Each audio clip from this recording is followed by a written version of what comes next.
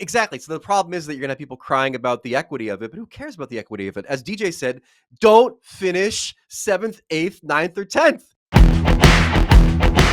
I want more hockey. I'm surprised they didn't ask the expanded playoffs question, because that's the thing I care about the most from these guys. Do you want an expanded playoff?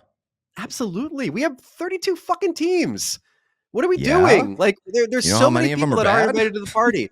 And there's a logical way to do it, which is to have 7 play 10 and 8 play 9 in whatever format that you want. The winner of those series, they get entered into the 16-team tournament, which is now pristine and beautiful. We don't screw around with that format. Like, of course we should expand the playoffs. Like, it's insane that we don't. It's the one time of year when everybody cares about hockey, and we're cutting off half the league every year from the party. It's insane. How long are these play-ins going to be? Because they got to be best of 3. I don't want a lot of rust, bro. It could easily be best of 3. And if you really want to make it incentivize teams to finish 6th, make it best of 3 in 3 days straight. How about that? And then you give the top seeds so much more benefit by playing teams that have absolutely nothing left in the tank after 3 games. What about doing what MLS does and just do like a decision day sort of thing where there is a best of 1? You do 2 on each side, 2 East, 2 West, or so 4 teams from each side, and you have 2 games. Or I'm sorry, 4. You know what I'm fucking saying? You take 4 teams from each side, okay? And you have them play best of 1 to get a berth in the playoffs. No. I want a modified NBA play-in. 10 plays 9 in a 1 game, winner takes all, and then that plays an 8. I guess I want maybe 2 extra teams in each conference that have a chance. Way too random to boil it down to a 1-game play-in. That's why you don't finish fucking 13th or whatever. Last year. Thank you, DJ. Like, that's exactly right. Like, you can do whatever the hell you want with the playoff format. You can make it a 1 game. And by the way, the most exciting thing in the hockey postseason is Game 7. It's a 1-game thing to decide the winner of a tournament. So, like, but the it's idea exciting that you because one it's game, the culmination of a series. But exactly. So the problem is that you're gonna have people crying about the equity of it, but who cares about the equity of it? As DJ said, don't finish 7th, 8th, 9th, or 10th. There's a hierarchy. You get treated worse. Coming down to 1 game. Yeah, you get treated worse. You have less of a chance because you, through an 82-game schedule, have put yourself in this position.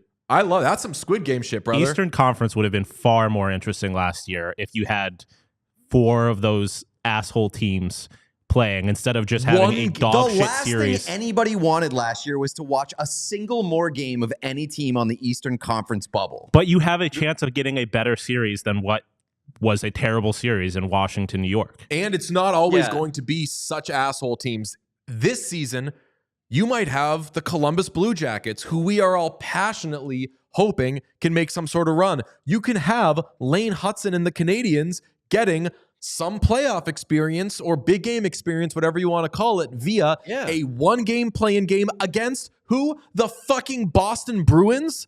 And you're putting the spotlight on the younger players there, Fantilli, Hudson.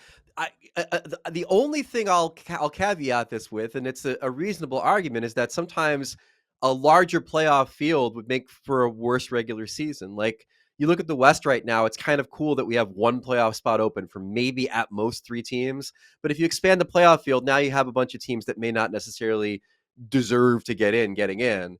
So I understand that. But again, like, for me, we have 32 teams. Half of them sit at home.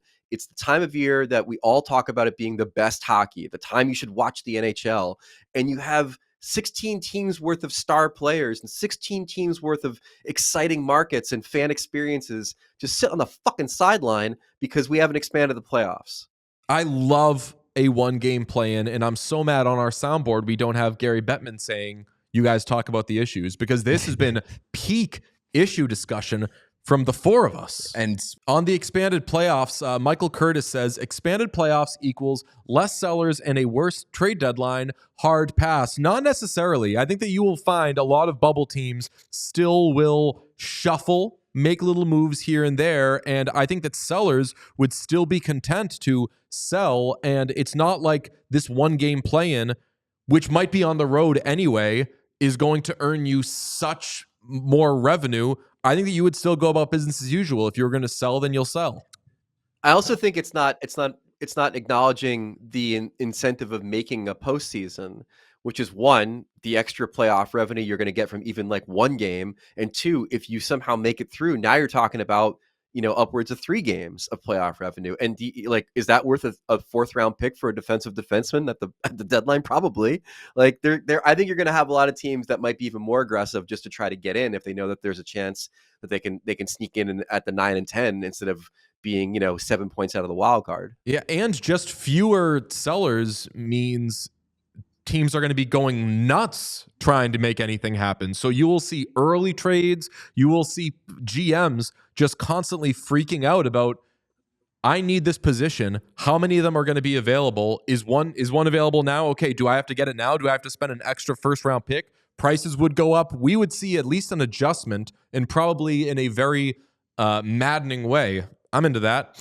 Plus playing. Contracts still expire. I mean, the Rantanen thing was a trade between 2 playoff teams because that guy had an expiring contract. They didn't want to pay him the money. And so that's going to be a part of it too, is you're still going to have teams that use the deadline as a chance to get ahead of free agency or get ahead of retooling, even if they're going to be playoff teams. We all silly like the mayor.